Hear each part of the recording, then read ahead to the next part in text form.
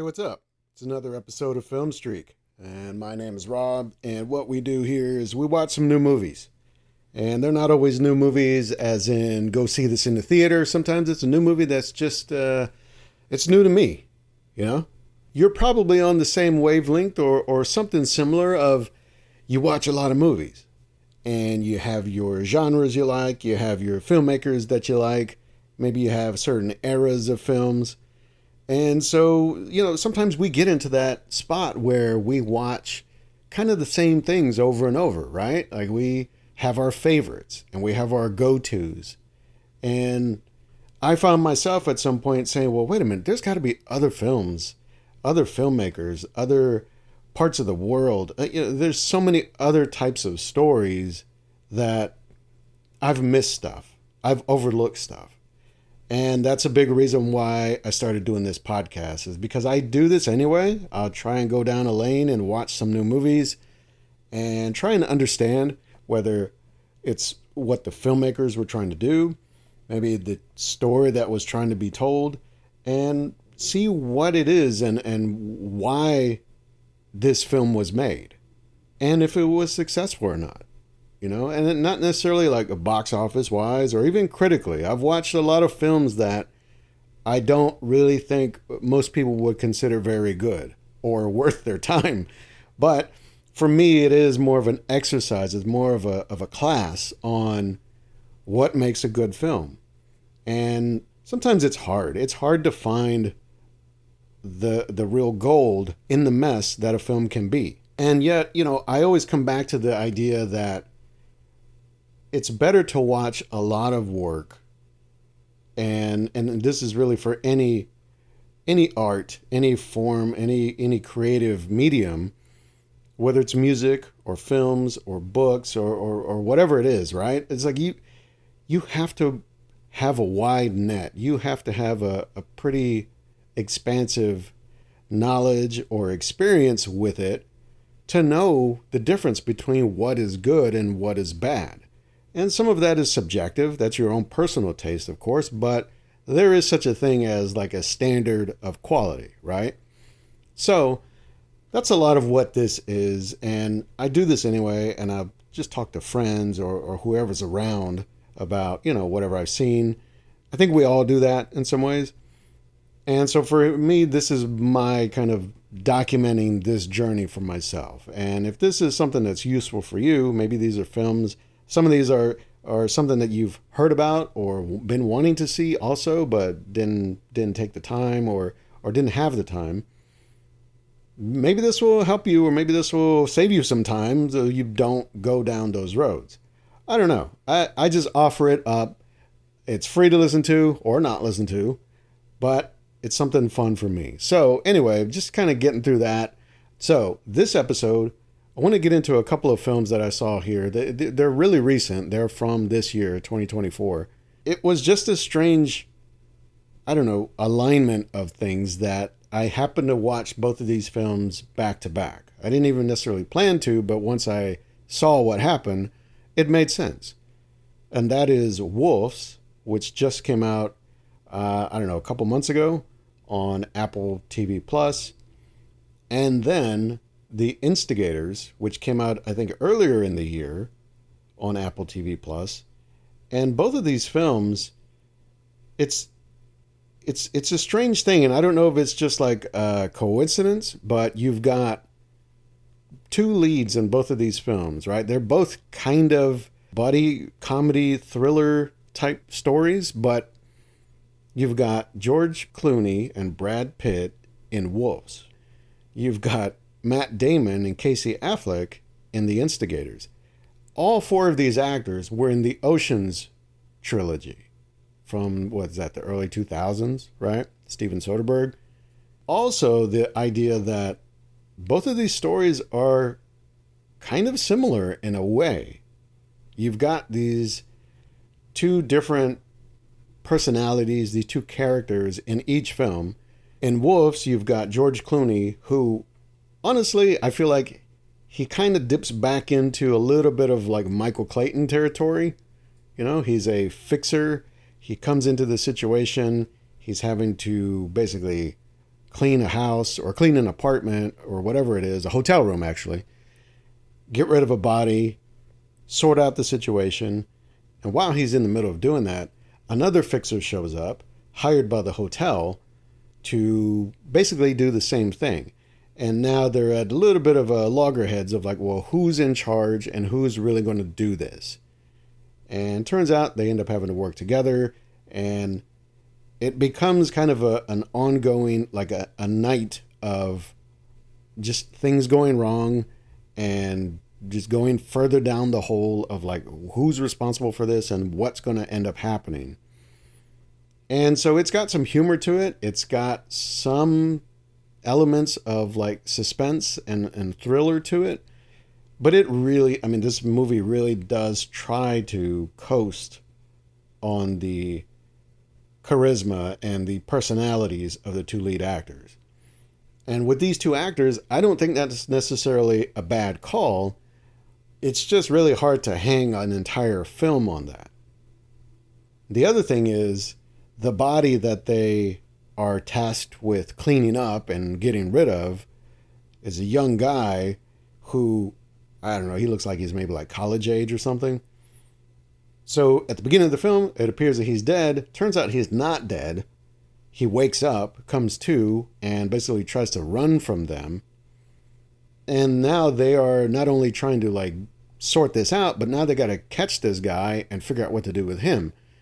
And I think that's where we start to see like the film starts to sort of unravel, because this young guy, the actor, the character really, not necessarily the actor, but the character in this film, I feel like is in an entirely different movie.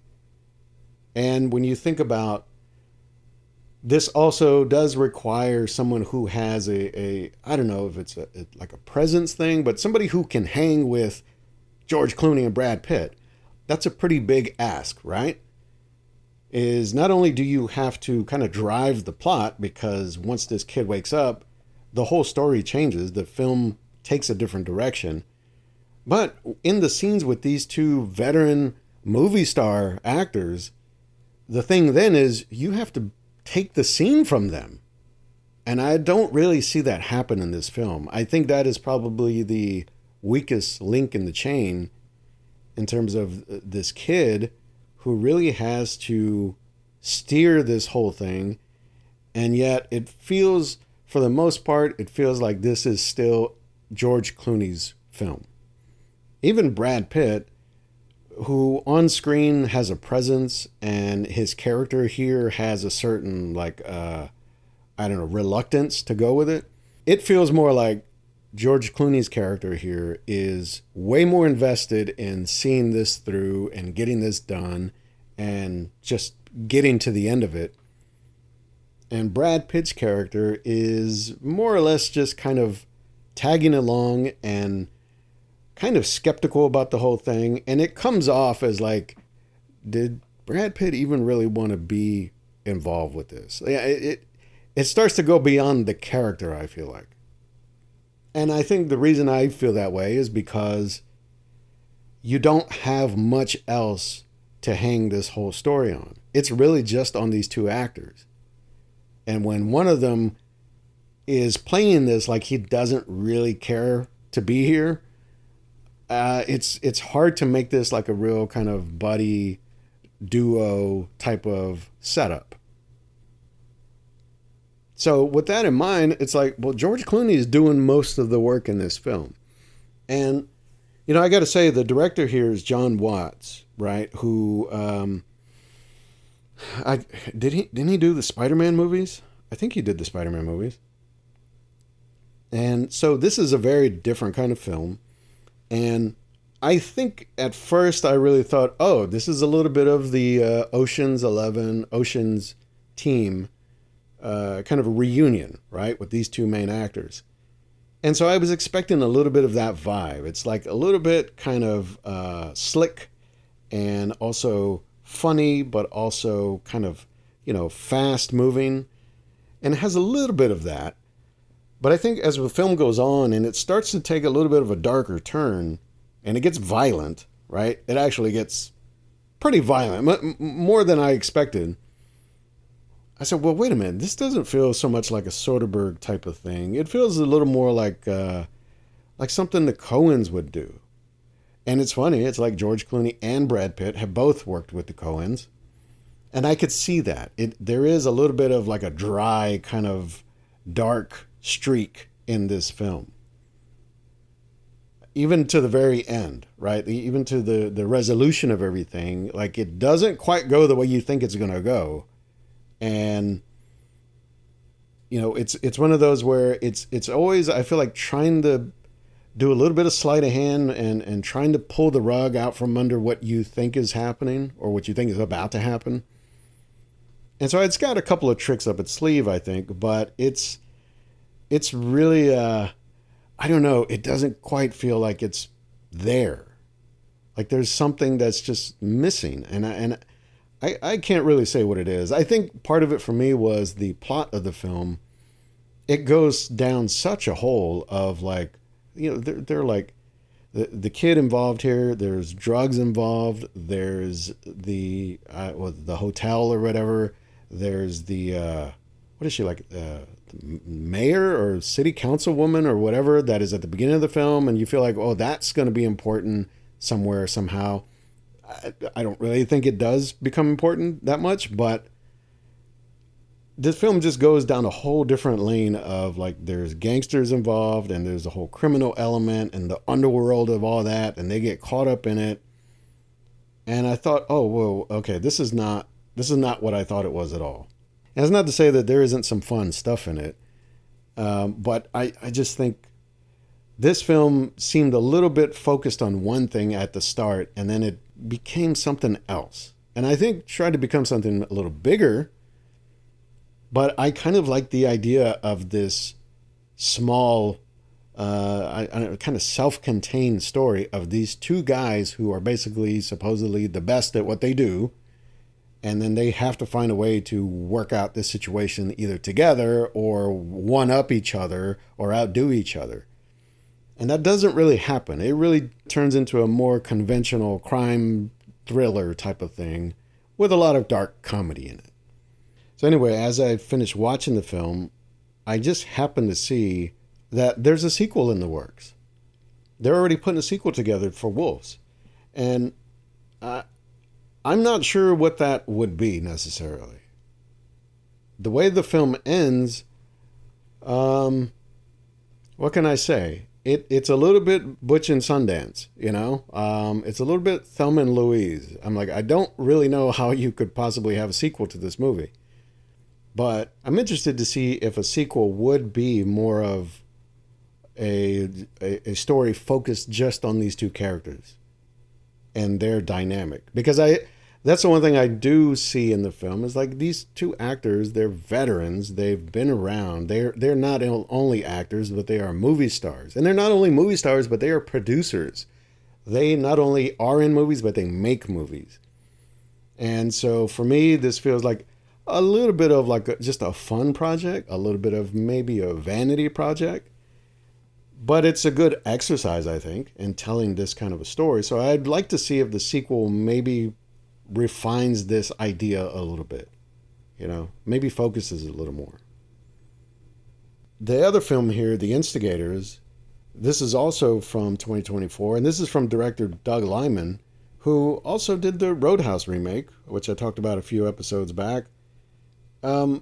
This one, it's got Matt Damon, Casey Affleck, and they're doing this sort of similar dance of these two guys who are joining up with this crew, and they're going to do this robbery of the mayor of Boston, if I remember right, because there's like an election coming up and there's like a fundraiser, and they're going to basically jump on this and get the money and split. But they come from two different walks of life. They got two different backgrounds. They got different needs, like why they want to be involved and why they need this money. And that pairing, I think, of those two actors is way more interesting and amusing because it does also do the kind of midnight run thing where these two guys are kind of at each other's throats most of the time because they're pulling in different directions, right? The thing with Wolves, I feel like, well, both of those characters in that film, they both have the same duty, the same job to do. They just want to do it different ways, but they're ultimately going in the same direction. This, I mean, they want to get this money, they want to get out, and they want to, do their thing, but those things are in opposite places. So that just introduces a whole different dynamic. And also, these two guys were in the Ocean's films. Crazy, right? Now, I think what's interesting is Brad Pitt, George Clooney, they were more or less, let's call them the biggest stars in those films. And Matt Damon and Casey Affleck, along with all the other, 7 other castmates in Ocean's 11 and 12 and 13, they were not as far up the chain, right? So these guys, I feel like there's a little bit less at stake. They're a little more able to just kind of be their own thing, not really hang on the stunt casting of it, So that, and you partner that with Doug Liman, who has, I'll give him this, for most of his films that I've seen, there's a certain energy to it. And sometimes it's frenetic and it's going in like 4 different directions at the same time. It's got energy to it. It's got movement to it.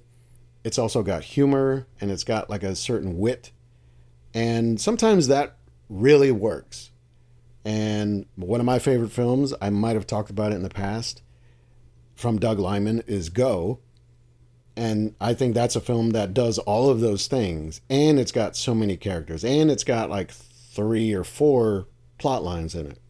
And of course, Doug Liman did the Jason Bourne, he did the first one, The Bourne Identity, with Matt Damon. But, those films, I feel like that kind of style, that kind of energy works. Other times, I don't know, it kind of goes awry. And I feel like that's where you get something like, Roadhouse. But this is in that lane of being kind of always moving. You've got these 2 characters that they try to do this robbery, things go wrong, but they're down on their luck. They're trying to get this money. They're trying to get this sorted out. So as they're on the run, they decide, well, we still got to pull the job off somehow. So they kind of go back in to still take another stab at it. And that's when the whole thing starts to escalate. It turns into like a manhunt. It turns into almost like they're like suspected of like some kind of terrorism plot. It becomes a whole thing.